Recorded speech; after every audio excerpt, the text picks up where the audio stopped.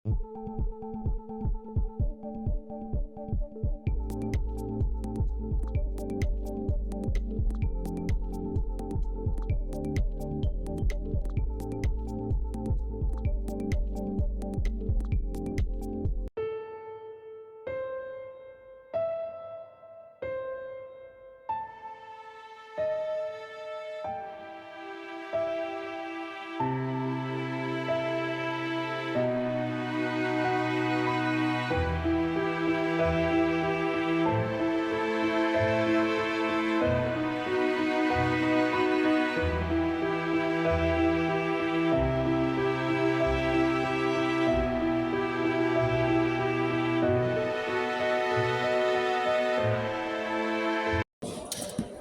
alhamdulillah tadi kami menghadiri ya RDP yang diundang oleh Komisi 3 DPR RI, dan di situ kami didengar keterangannya baik dari pihak kuasa hukum maupun adik kita yang menjadi korban di sekolah. Jelas tadi disampaikan oleh pimpinan bahwa pihak kepolisian juga harus tegak lurus ya, tanpa tebang pilih. Kalau memang ada yang melakukan atau diduga melakukan itu, dan jika memang tidak ikut turut serta juga jangan sampai dilibatkan ya. Jadi tadi juga adik diberi kesempatan untuk bicara ya, mengeluarkan apa yang dia alami selama di sekolah tersebut. Namun yang kami sangat sayangkan, pihak sekolah itu seperti ingin melepas tangan, ya, memperlihatkan CCTV yang dimana CCTV itu kan tidak ada rasa di situ. Nah, tapi kalau memang mau CCTV dijadikan alat bukti petunjuk, kami pun juga bisa menjawab apa sih yang terjadi dalam gerakan-gerakan dan yang terekam dalam CCTV itu. Tadi adik Elvian juga Rafiq ini menceritakan bahwa dia itu betul-betul memang digiring, ya, terlihat juga jelas kalau itu yang dijadikan alat bukti. Terlihat jelas juga Rafiq ini posisinya di tengah ya, seperti ini, lalu diapit sama kedua orang temannya siswa, dan di belakang juga ada 3 orang. Artinya kalau bicara sukarela, pastilah dia juga tidak dengan keadaan rela untuk digiring masuk ke kamar mandi. Dan di CCTV yang diduga diambil oleh siswa, bukan CCTV, ada rekaman video yang diduga diambil oleh salah satu siswa, itu menandakan bahwa apa yang disampaikan pihak sekolah ya maupun pihak kuasa hukum terlapor yang menyatakan di situ ini perkelahian yang sudah disetujui bersama-sama antara korban dan si pelaku, itu jelas ya. Saya sendiri juga bisa melihat bahwa apa sih kalau orang komitmen sama-sama berkelahi mau berantem, kayak misalnya Elvian, kamu berantem sama saya, atau Elvian oke, kita berantem, maka akan tergambar ya di video tersebut keduanya akan siap untuk kuda-kuda posisi fight. Tapi apa yang tergambar justru terlihat jelas si pelaku inilah yang ancang-ancang, sementara anak ini kedua tangannya di bawah.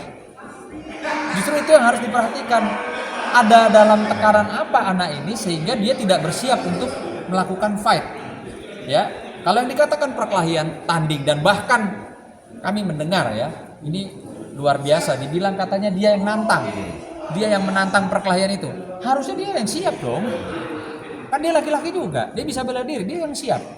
Tapi jelas tergambar dia tidak siap dan dia dipukul dulu. Dan ketika dipukul, maka dia bela diri. Siapapun orang kalau bela diri, masa nggak boleh? Gitu kan? Jadi tergambar jelas, dan di rekaman suaranya juga tadi kita mendengar pada saat dia dipukul, mereka bersorak. Pada saat dia melakukan pembelaan diri, langsung di-stop.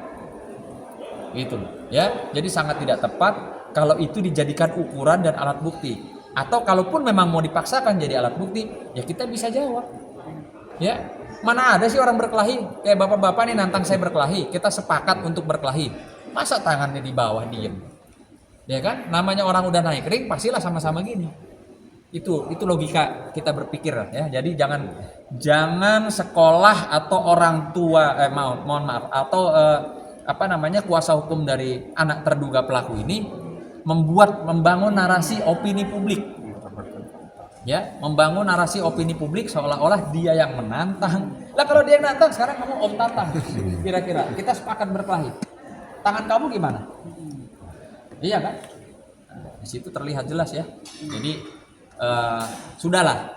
Kalau saya sepakat dengan salah satu anggota Komisi 3 DPR RI yang menyatakan kalau sudah salah ya minta maaf, kita cari jalan terbaik. Bukan malah melakukan pembusukan, bukan melakukan membangun opini narasi yang membela diri ya terus menyalahkan. Ini udah jelas-jelas korban kok. Masa korban dibilang jadi dia yang pelaku, dia yang nantang orang segitu banyak, bagaimana ceritanya gitu. Ya, ini yang sangat-sangat disayangkan. Dan ini kita belum saja melakukan upaya hukum terkait dengan sekolah karena ada peraturan Menteri Pendidikan ya nomor 46 tahun 2023 bahwa penyelenggara pendidikan itu wajib ya memberikan keamanan, kenyamanan pada peserta didik dalam mengemban ilmu. Dan pihak sekolah juga harusnya ya begitu undang-undang atau peraturan pemerintah Menteri pendidikan itu disampaikan, harus membentuk tim penanggulangan atau pencegahan kekerasan bullying di sekolah. Nah itu nanti kami akan pertanyakan apakah setelah keluarkan peraturan itu apa mereka sudah punya, kok bisa terjadi dan berulang pada saat tanggal 30 dan 31. Nah itu pasti kita juga akan lakukan upaya hukum untuk sekolah. Ya.